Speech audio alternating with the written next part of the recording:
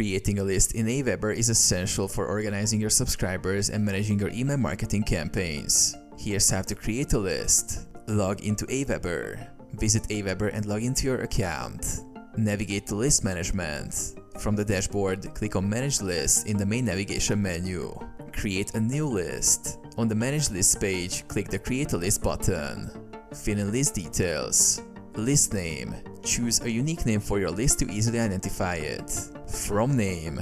Enter the name that will appear in the From field of your emails. From email address. Add the email address from which you will send emails. Company name. Optionally, you can add your company's name. Customize list settings. Choose the default subscription confirmation and thank you page settings. AWeber allows you to send a confirmation email to subscribers or use a custom URL for the thank you page. Save and finish. After filling out the information, click Create List. Your new list will now be available under Manage Lists.